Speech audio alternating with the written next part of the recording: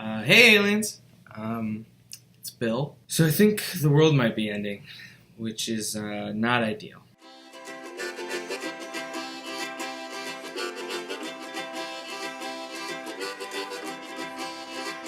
Rocks tell longer histories than humans. I feel like what's happening in the real world is more weird and interesting than anything people can make up. It's something we were born to do. That I see that there's mostly commonalities. It's kind of like the great equalizer, and that, everybody dies.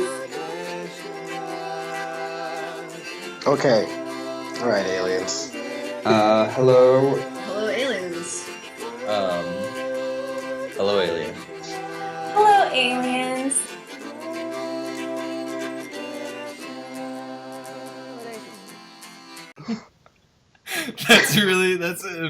That's a really sweet story. I love that. That's amazing.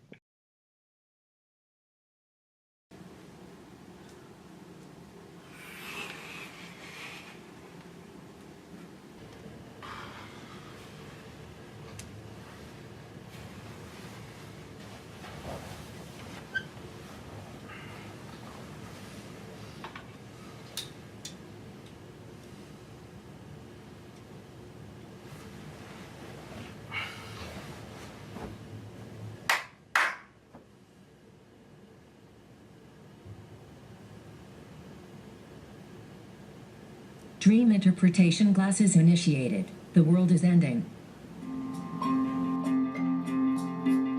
Aliens, please save us. This world is ungracious. It's ending unfamous. You're tuned into Bodacious.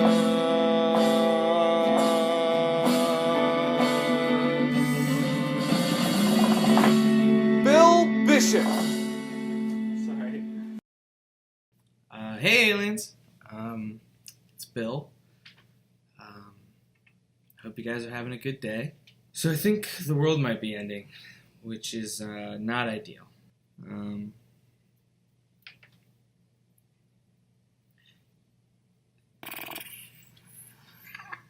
Where should I start? I'm a person, a human, Homo sapien. So I'm hoping that maybe you guys could give me some advice or something to make me feel like everything's gonna be okay. Oh man, and maybe tell you a little bit about what my life is like and what life is like here on Earth. That's my cat messing stuff up back there. Today we're gonna talk about people. They will make things that change the way the world is. It's amazing how much my life will change based off of what tools and technology is available to me. And calling in to try to make me feel better is my friend Corey. Hey Corey, thanks so much for calling into the show. So the first thing I'm going to ask you to do is, can you quickly describe yourself to our alien audience? Okay. I am a human. I like to think about what's possible and come up with an idea and kind of see it through to reality. And I do that with things that maybe aren't as common, like furniture or weird code experiments or some really, really strange music. But that's me. My dad worked as an engineer for a long time, and my mom was very into literature. And I think the two kind of came together. Growing up with the internet, being lucky as I am to be in the time that I am, I was exposed to a bunch of other ideas too, ideas that couldn't have just come to me through my parents, couldn't have come to me from just the people around me, but came to me through the wire. But am I satisfied technologically with where I'm at? Yes. I think I came into the world in a special time. like I said, the internet has been so exciting and important to me, which is strange because it's not real. It's not physical. You know, I'm not standing next to a stream and painting that stream. I'm standing next to this stream of completely wild ideas, things that are completely foreign to my physical location, foreign to the people I know, and there's a sea of all that, and I see different things come to the surface of it. Sometimes I dive down into it, but there's this whole other place to explore, and it's freeing because it seems unlimited. It doesn't seem to have an end when it comes to knowledge and inspiration.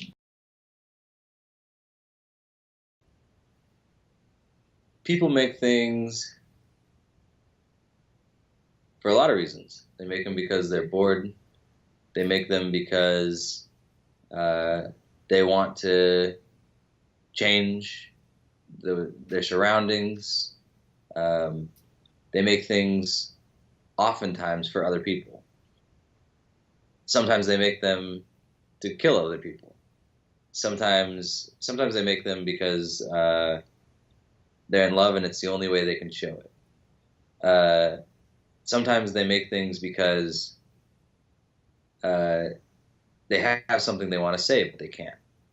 A lot of times I think we just make things because it's something we were born to do. It's inherent to us and it's natural in us. And we may not have a reason or no reason. We may come up with reasons after the fact, but the doing and the making is just a way of life. People don't accept things as they are.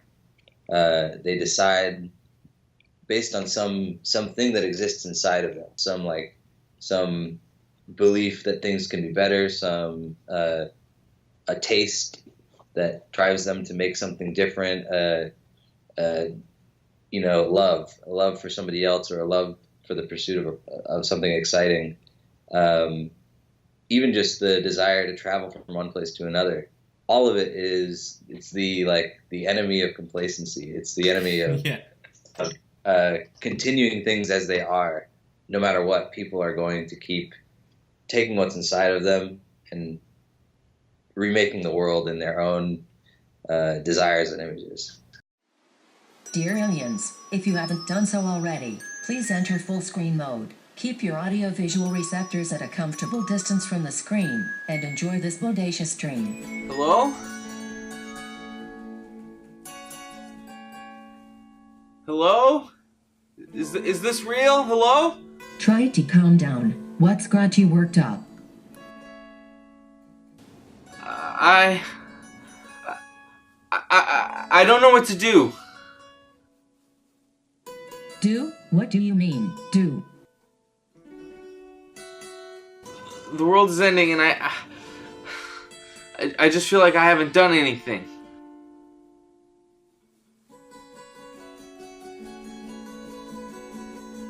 Life happens to you as much as you happen to life. What? I think what I'm trying to say is, think of how your life has happened so far. What actions did you really choose to take? Doesn't it feel like you were just trying to react to life? For example, you're falling.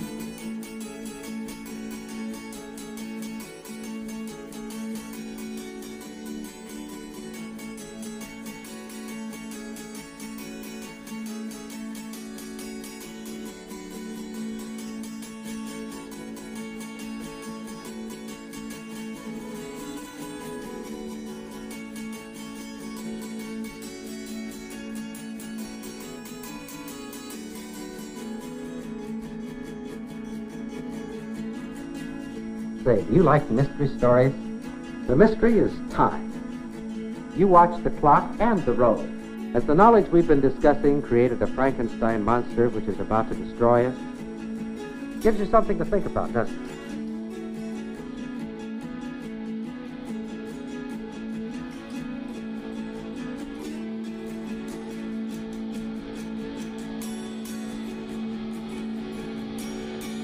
When was the last time you went outside? I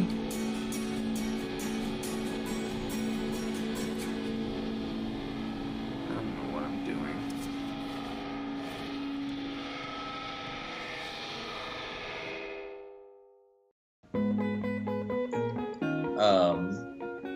Hello, aliens.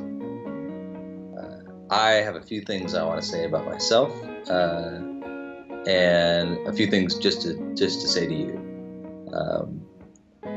And the things I want to say about myself are that I am pretty happy with the way things are. I think there are a lot of things to be frustrated with, and a lot of things in one person's life and in the world right now that could be big setbacks, big sad sources of sadness. But there's a lot of reason for joy and a lot of reason for excitement and wonder, and making things is part of that. And I really find a lot of joy and wonder in making things. I relate to people a lot by making things. But when it comes down to it, it doesn't matter how you do it. And that's what I want to tell you, is that no matter how you have to do it, I hope that you find a way to feel joy if you have that capacity. I hope that you find a way to hopefully make something that excites yourself or somebody else. I think it's an important thing to do beyond just the size of your life. I think it's one of the ways that you can relate to other people, and if that's the way that we exist, then it may be the most important thing. But beyond relating to people and existing, I hope that you personally, in your own experience, are just having a good time. I hope that whether or not you see meaning in the earth and its legacy, or in me, you see some in yourself. And that's what I have to say.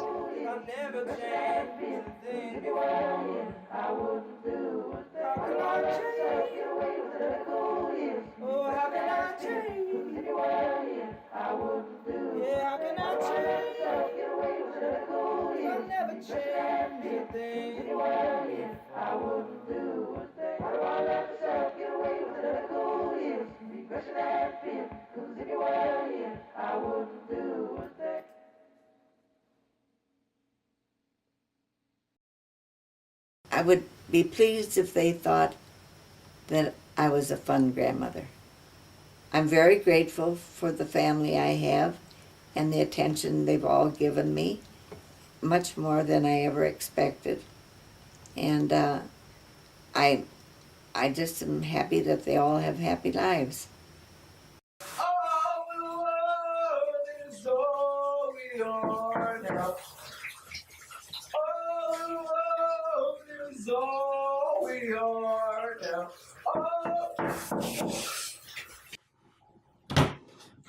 Sorry, I'm coming. Oh my god, I am so sorry. You guys deliver really fast. I'm not saying it's your fault, I wasn't ready for you. Dude, we're all chill, man. Don't worry about it. What do I owe you? You know, I think the line is all in all is all we are. You heard, yeah, it doesn't make much sense to me, but I like it. What was I saying? It'll be 15, man. Alright, let me get my wallet. You know what? Just take it. Have a chill day, brother.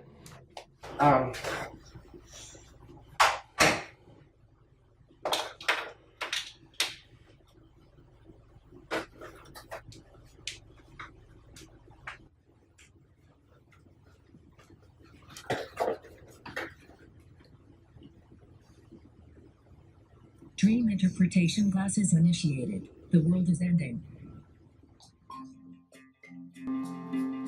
Aliens, please save us. This world is ungracious. It's ending unfamous. You're tuned into Bodacious.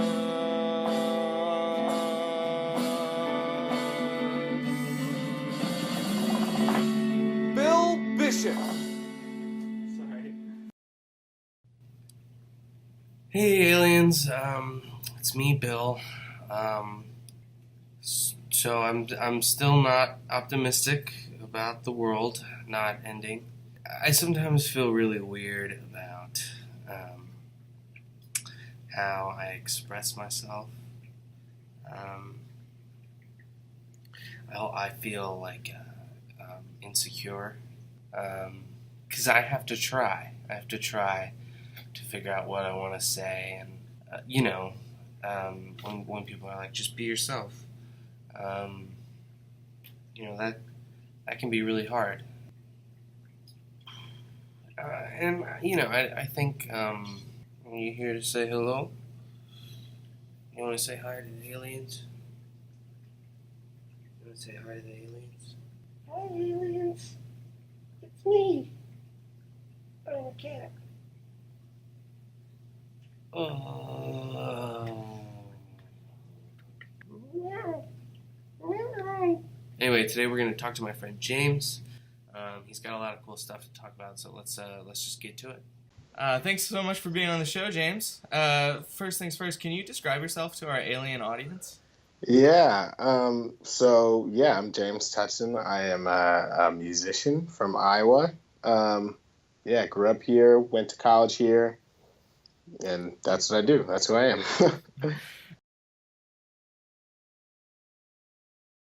So I had waited for a long time to be a part of something called the Youth Leadership Program. It's like this big deal in the area.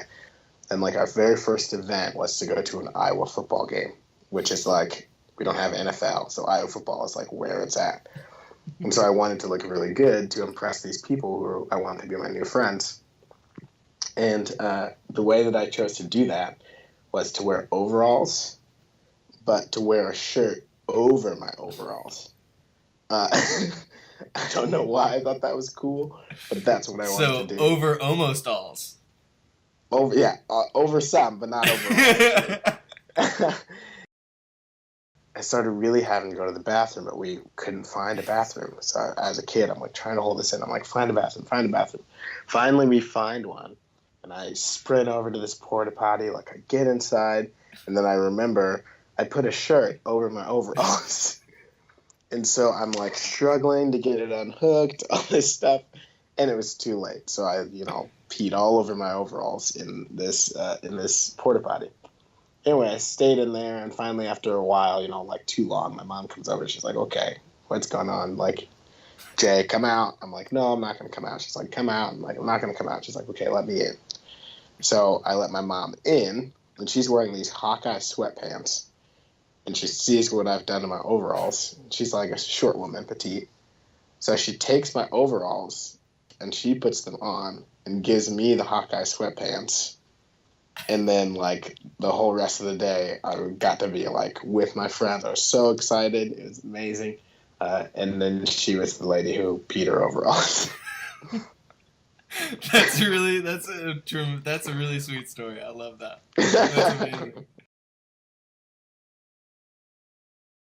So, if you're an alien life force that's listening to this right now, you can take it on my authority. I don't have very much authority. That I think one of the most important human, factors in the fullness of life is the concept of hope. So there's two halves to it. That one, if you are seeking inspiration for yourself, the things that you connect to are usually things that connect to your story in some way, and make you think there's another part to your story that hasn't yet come. Gives you hope in that way to find inspiration. But also, it's be moved and then move, and inspired movement inspires others. It gives other people hope. It gives other people, what's great about, being a performer and playing music. So I get to tell the hardest parts of my story through this music. And yet say but I'm still here. Yeah. And I'm still moving, and I'm still, you know what I mean? And then a kid that I play for, a college student that I play for, countless times I've had conversations where they say, that's my story too. And then they say but I want to keep moving. the human brain often comprehends things easier when they're, wrapped up in these, kind of like life parables. It's just, I think, how we process things well. The benefit of my brain working like that is that I see that there's mostly commonalities between all of us. And so when I am, raw and self-reflective in my songwriting, as I try to be, I know that there are people that connect with that exact same emotion because we all are participating in the human experience. The story of the overalls is just this funny anecdote until you realize the amount of gravity or love from my mother or the anxiety of the situation, all those emotions you sort of start to realize inform things about the characters in the situation. And I think that's why we find stories so exciting and why we learn so much from stories. Dear aliens, if you haven't done so already, please enter full screen mode. Keep your audio-visual receptors at a comfortable distance from the screen and enjoy this bodacious stream. Dude, I guess you like that pizza, huh? Hello? Oh my god, hi. I'm sorry, Yo, chill out, man. No need to be sorry all the time. Oh, sorry, I guess I have a habit of apologizing. Yeah, the pizza was really good. I can't believe I didn't pay for it. Wait, how did you... Dude, you need to get out more, man. Just come in here and we'll hang out. Come where?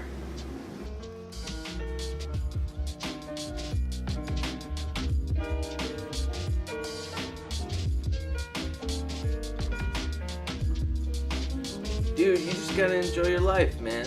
Relax. Trust existence for a second. It doesn't have to be that complicated. Bill, you can't just pretend you don't have problems. You still haven't left your apartment.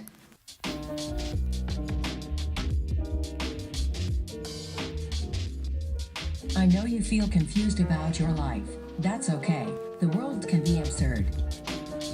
And finding your place in it is a tough task, but you should not live inside the fantasies of your head. You should go outside. Yo, let's just make funny noises.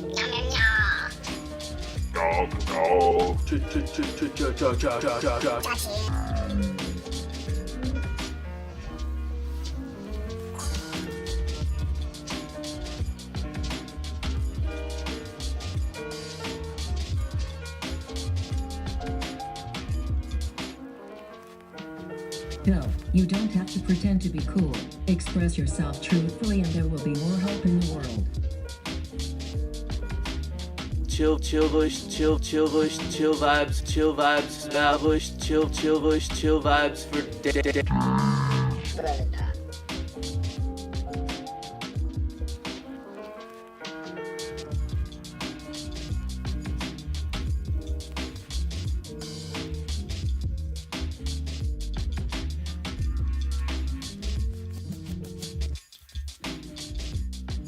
All in all is all we are. All alone is all we are.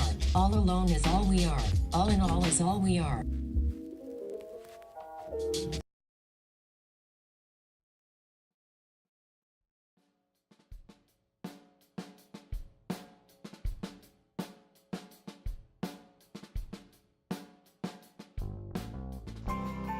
Okay. All right, aliens. Welcome to Earth. This is a far more complex place than maybe you're thinking. And all the experience, I don't know what you're like.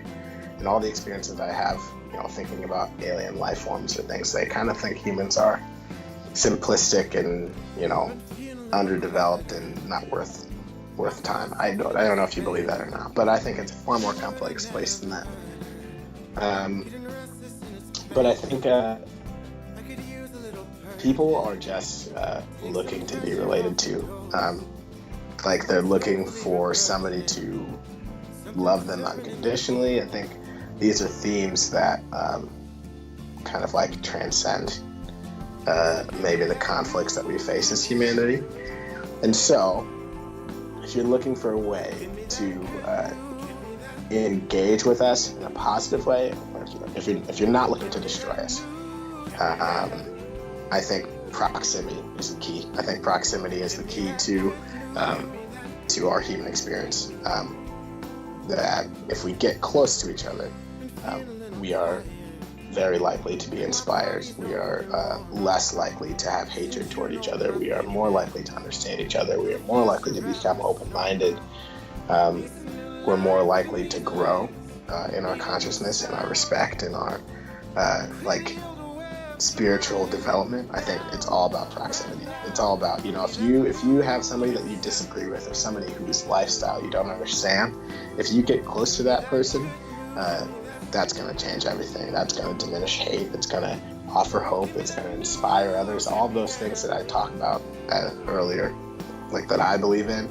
I think the key comes down to proximity. And so this is my invitation to be, proximal to me. If you want a human to relate to, you can be proximal to me. And we'll chop it up. We'll talk about life. And I think if you find more and more people to do that with, you're gonna love Earth. It's the best. Super good. So looking forward to getting close with you guys.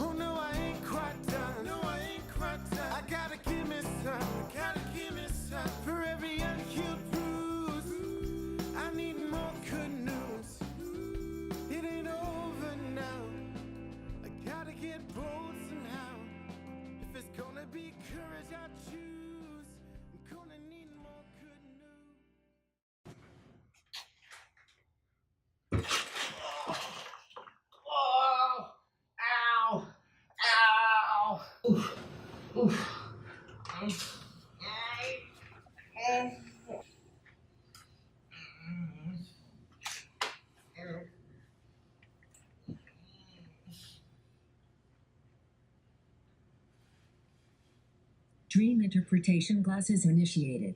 The world is ending. Aliens, please save us. This world is ungracious. It's ending unfamous. You're tuned into Bodacious.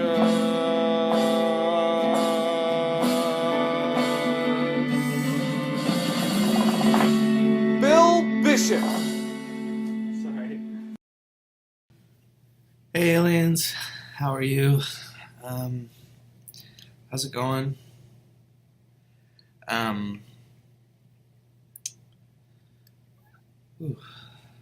So science answers a lot of good questions that humans have. And who knows, maybe future science will continue to answer more and more questions. But as of today, it doesn't answer everything. Nothing sort of answers some of those questions, like what am I supposed to be doing with my life, and how do you deal with the anxiety that the world is going to end, and what's absolutely the best breakfast to eat every morning. Life is pretty hard, and it's also really good, and I think that's important to keep in mind. Today you're going to learn a little bit more about my home planet, Earth, but from a slightly different perspective than what we're used to. Today we're going to talk to a geologist who studies the science of Earth. And science is something that people use to understand their surroundings. You guys probably have science that might be better than our science. Hey Neo, thank you so much for calling into the show. First, can you describe yourself to our alien audience? I'm about a meter and 1.56 meters and somewhere around 70 kilograms, I think. I am mostly made of water and carbon, and I breathe a mixture of nitrogen, oxygen, and some other other elements as a gaseous atmosphere. And let's see what else. I speak English, and I live in the United States, which is a part of a large landmass on planet Earth. I'm a geologist. I've got my PhD. I'm Dr. Neo, and I really hope that there's an academic job out there for me. I would like to teach. I would like to do research in an academic setting. Part of that is that I would like to leave, I guess, an intellectual legacy. Like, part of teaching is being a mentor and helping other humans to, shape the ways in which they analyze the world and helping them to find things that they're curious about. Ever since I was a little kid, I helped that my father was also a geologist. So when I was a kid, I had the dinosaur books, and I also had a father who could tell me, like, he's not a dinosaur scientist, but he could tell me a little bit more than average about dinosaurs and about rocks and about, like, natural processes on Earth. Like, I remember, like, one time when I was a kid, it was raining really, really hard, and my dad, like, it was, I don't know, sometime mid-evening, and he took me and my brother out, and he was like, look at this, you're never going to see a rain like this in 50 years. Like, these sorts of things were important to him. And, they became early memories for me of things that I witnessed in the natural world that were special. The genesis of Earth we learn about from meteorites and other elements of space debris that fall to Earth, because Earth itself doesn't record its beginning, because Earth is a dynamic system, and even the rocks that it's made of are constantly recycling, just very slowly at timescales that are not perceptible necessarily to the average human. But you can see millions, hundreds of millions of years of organismal evolution on Earth, and on shorter timescales, you can see landscape evolution. You can see, like, the traces of where ice ages were, where the glaciers were. You can see mountains building and falling, and you can even trace sand from those mountains to sand dunes far away. Geology just has this enormously broad scope of watching the dynamic Earth. Do rocks tell better histories than humans? Rocks tell longer histories than humans, and humans do have I would say it's a short-sightedness of being so focused on humanity, and of being focused in particular on their own social groups and like broad social groups like nationalities. But humans tell stories of power and love and struggle and triumph, and, like, humans tell stories about feelings a lot. One of the special things about humans is our degree of ingenuity. If you present a human with a situation that has a problem or has an objective or has some potential to react to, different people will approach it in different ways. The human imagination allows many different reactions. People are constantly looking for ways to approach fundamental questions about, how does the world work? How does the universe work? How does the human body work, or the human mind work?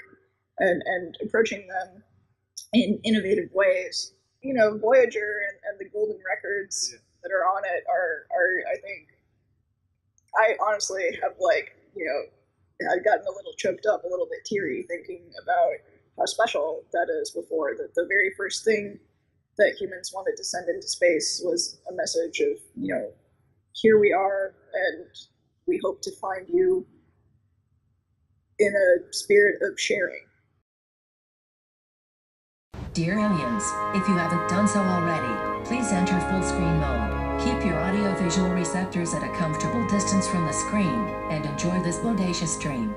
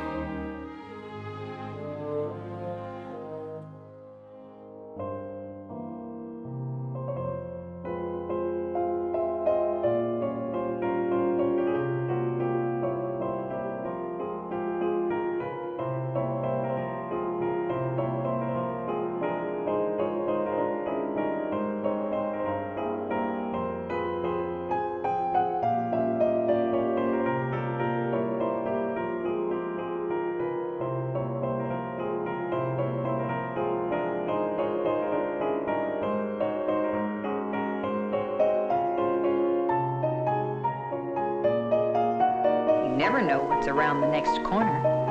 Some of the things might be great. Some of the things might look great and turn out to be terrible. So, be careful turning corners.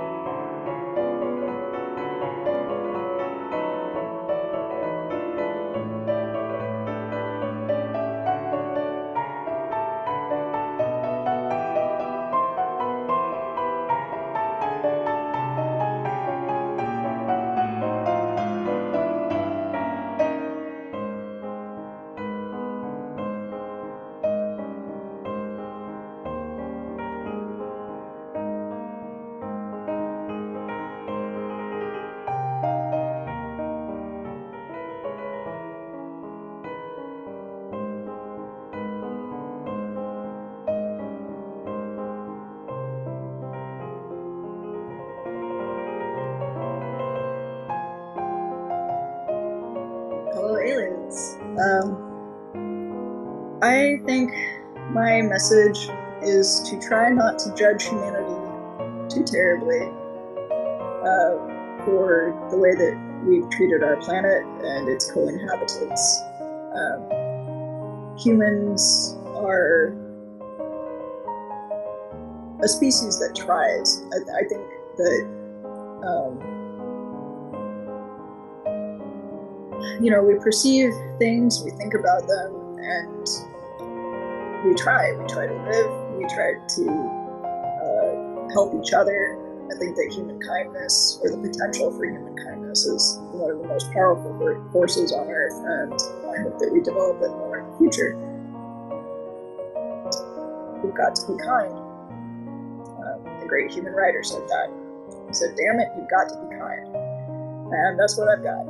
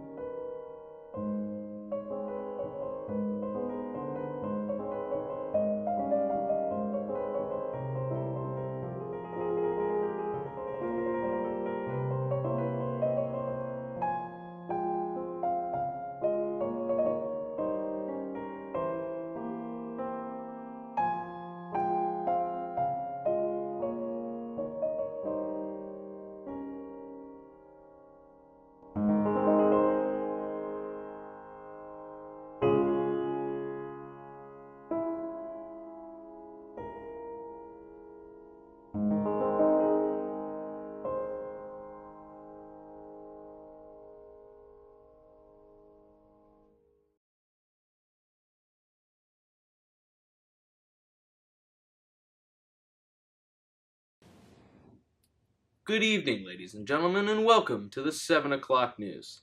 Tonight's leading story, the world is over. After 4.5 billion years of Earth, there will definitely be no Earth left. Of those 4.5 billion years, it is believed that 3.8 of those billion years had life on Earth, consisting of over 5 billion species. Humans have been around for the last 200,000 years, holding civilization for a mere 6,000 years. We're still gathering reports on what the amount of nothingness that there will be left, but all expectations are leading towards a lot of emptiness. Unbelievable amounts of nothing. The world is ending. Aliens, please save us. This world is ungracious. It's ending unfamous. You're tuned into Bodacious.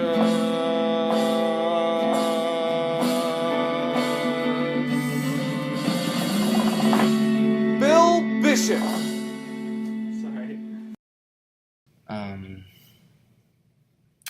Hey aliens, just watched a news story and it scared me.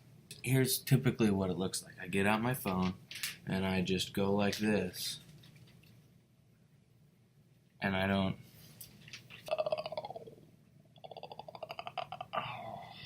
And I just go back between like the same maybe 3 websites until the day has passed.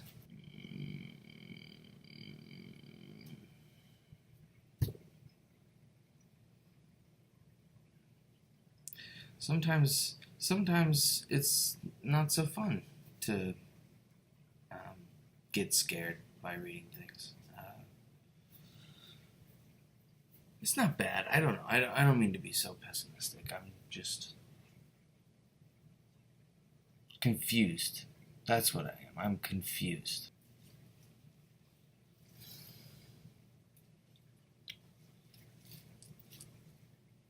So today, calling in is my friend Oscar. He writes articles and he writes plays. And he's from a lot of different parts in the world. And so he and I are going to chat about a bunch of stuff. Hey, Oscar, thanks so much for calling into the show. First, can you describe yourself to our alien audience? Sure. My name is Oscar Lopez. I'm a writer and a journalist. And I was born in Mexico, but I grew up in Australia, and I lived some time in the U.S. also. I don't really know which one I identify with more. Like, often I say Australia because it's where I live more recently and where my family is. But when I talk, I have an American accent, and I obviously have like a relationship with the U.S. as well. But I'm also like Mexican, and proudly so, and I have Mexican citizenship, and I have a lot of family here. So yeah, I think I do identify with different places, which gives me kind of a more flexibility in terms of where I need to live, because I feel like I kind of belong to a lot of places, so I kind of belong anywhere. I mean, I think there's a definite relationship between form and content. Obviously there always has to be. Form can be quite a driving force. I'm interested in like you said, form that's not traditional.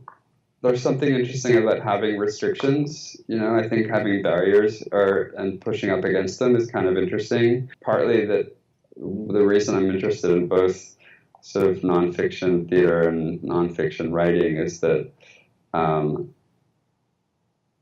I feel like what's happening in the real world is more weird and interesting than anything people can make up. So I think that's why I'm interested in finding ways to portray reality. I think I've just had a lot of different perspectives, growing up as part of the LGBT community and feeling kind of discriminated against or being bullied, or there's just a lot of times that I've felt myself that small injustices against myself, and then I could kind of extrapolate what that must be like for other people. So I kind of feel like it's almost a responsibility for me that I do have a lot of privilege to be able to help people that maybe don't. So the people that are really impacted by cartels in Mexico are poor workers in rural areas whose daughters are kidnapped or sold into the cartel trade, but they don't really matter because they're small people, and refugees are the same. Like, they're just small people. They're not world leaders. They're not businessmen. What about making art does help people who might be experiencing social injustice? I think it's a lot of levels. Like, I think sometimes in the creation process, especially the things that I do, where in theater and in sort of journalism, interviewing people will get to talk about their experiences, and their experiences are legitimized. So yeah, someone who's maybe felt that their story has never mattered, suddenly their story is on the front page of a magazine or being spoken by an actor on stage. Like, that's a very empowering experience, I think. Show a little bit of empathy. People kind of are happy to talk to you because they want their story out there, and I think it's both the process of telling it can be empowering, but also knowing that it could reach and have an impact for them and other people like them. And then I think it's also about shining a spotlight, on issues and having that sort of public attention, because, whether it's media or theater, it's something that is a small story that no one's heard of can suddenly become like a big public moment. So it's about focusing public attention, which I think can bring about change. Dear aliens, if you haven't done so already, please enter full screen mode. Keep your audio-visual receptors at a comfortable distance from the screen and enjoy this bodacious stream. Bill, come on in here and let me show you around. I'm always so scared of the news. When was the last time you left your apartment? The world is a scary place, but you should not avoid it. I'm really tired. Can I just go back to sleep? Bill, I have some questions to ask you. Is there such thing as a justified good life? Do you wish that you were someone else the suffering of others? Why can't we all just get along? How do animals have consciousness? What does matter? Are human beings good? Is a person trapped by their position in the world, time, and space?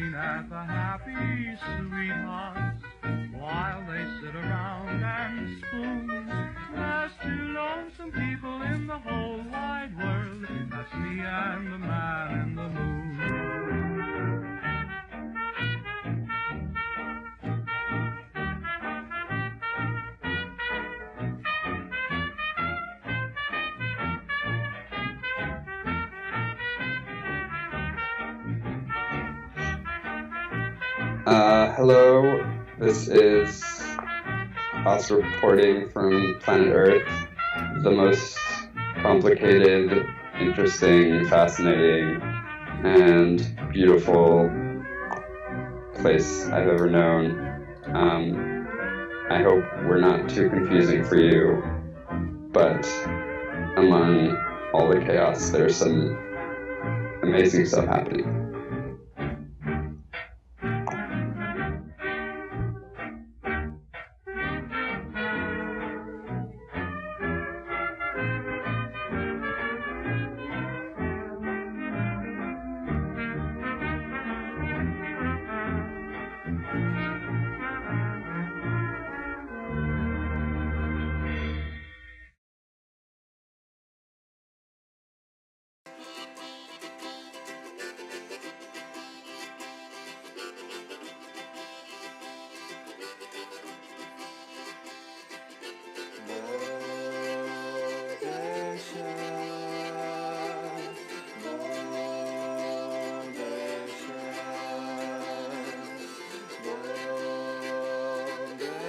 Good for you, Bill. It looks like you were going to finally leave your apartment.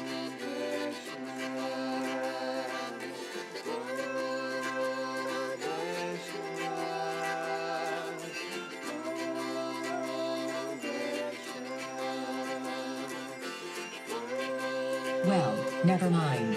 I guess you are still a scaredy cat.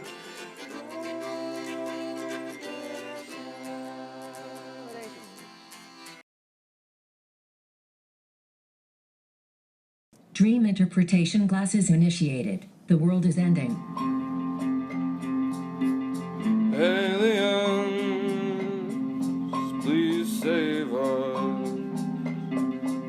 This world is ungracious. It's ending unfamous. You're tuned into Bodacious.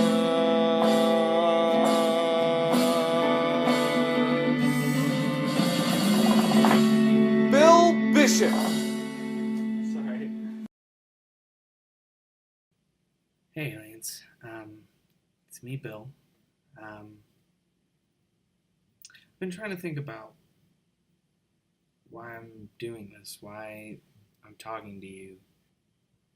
I don't know who I'm supposed to be or what I'm supposed to do, or I don't know if the world's gonna end. But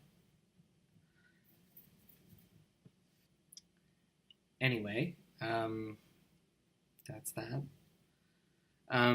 Today we have a very, very special guest calling into the show to talk about her work as a social worker and so much more, is my good friend Mo. Hey Mo, thank you so much for calling into the show. First things first, can you quickly describe yourself to our alien audience? Oh, sure. Hey, Bill. Thanks for having me. Okay, wow.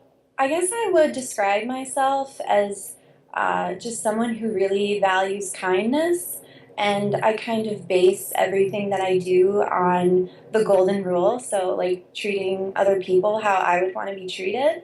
I consider myself to be much more of a listener than a talker, and I'm just kind of endlessly fascinated with, other people's feelings and their thoughts and their ideas. And I love hearing other people's stories, which I think kind of led me on the path to social work.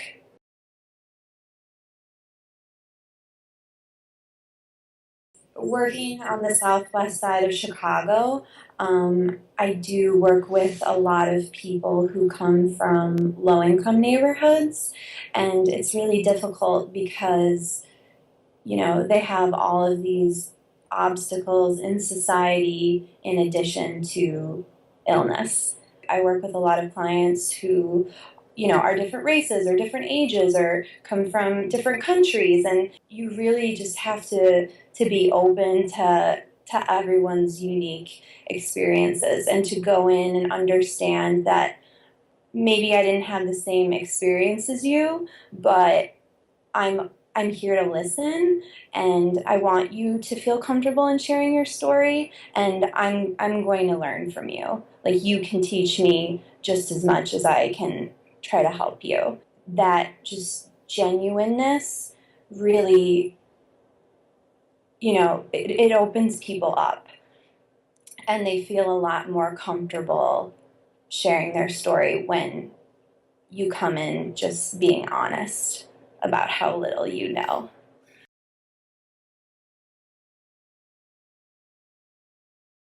Every day I'm at the hospital, I learn something new. So I work with the older population. So a lot of my patients, the people that I work with, end up passing away. And so death is something that I deal with a lot on a daily basis. And it's interesting because it's kind of like the great equalizer, and that, everybody dies. And, it doesn't matter how, successful you are or how much money you have. People kind of all have, the similar wants and desires right before they die. And that's just to kind of, make sure their family is okay, make sure their friends are okay, and to to kind of tie up any loose ends and to forgive other people and to have people forgive them. And it's just been interesting because it's such, a common thing between all people that I've seen.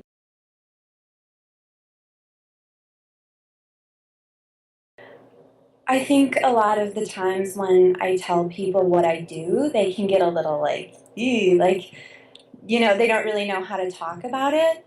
And it can be really difficult because I do have those days when I'm in a family meeting and, the physician that I'm working with has just told someone and her family that she's has stage 4 lung cancer and she only has 3 months to live. And then, having to work with that family and helping them with that reality, that can be really, really draining. And there are some days when I come home and I just don't want to see anybody and I throw, the blankets over my head.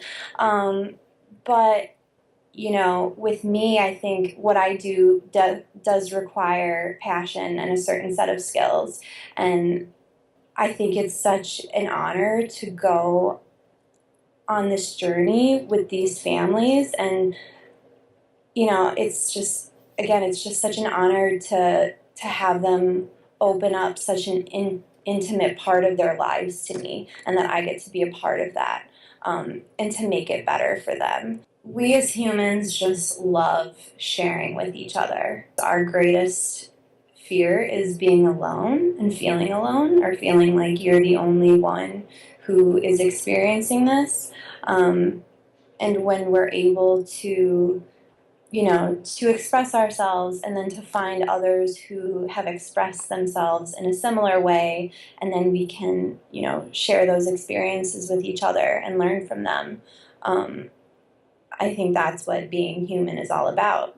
Dear aliens, if you haven't done so already, please enter full screen mode. Keep your audio-visual receptors at a comfortable distance from the screen and enjoy this bodacious stream.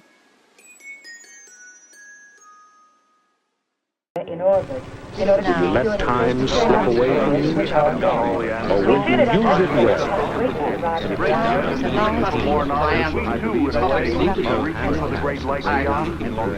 I guess I'll just shut up now. Between the lifetimes of and the lifetimes of stars.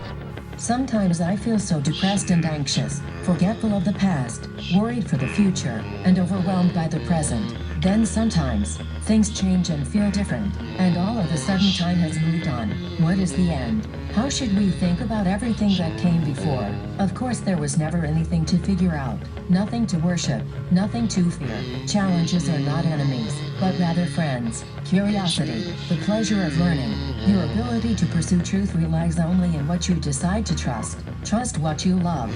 Know that I love you. Be bold and audacious in your approach to experience. Be Bodacious Bill Bishop.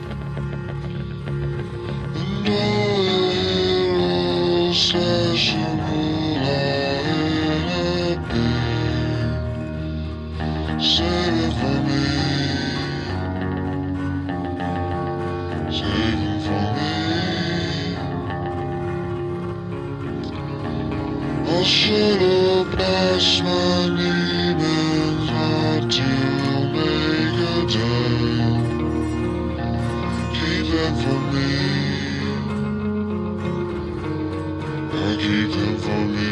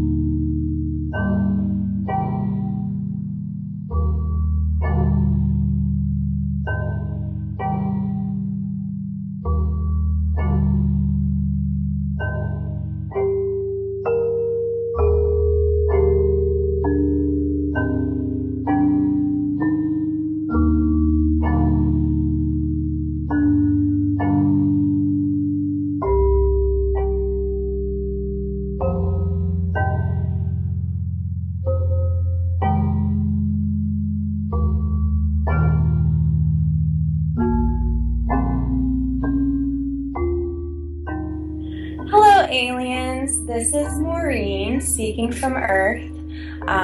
Some of my friends call me Mo, which is a nickname, and a lot of us have nicknames on Earth.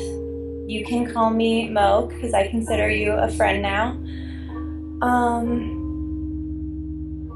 But I guess I just want to say that life is pretty awesome here on Earth. We have ice cream and Harry Potter, and you can go to Disney World. But that's kind of my own personal experience. Not everybody experiences that. But I think the things that we all experience, like friendship and love and hope, those are the things that make being human so worth it. So, welcome.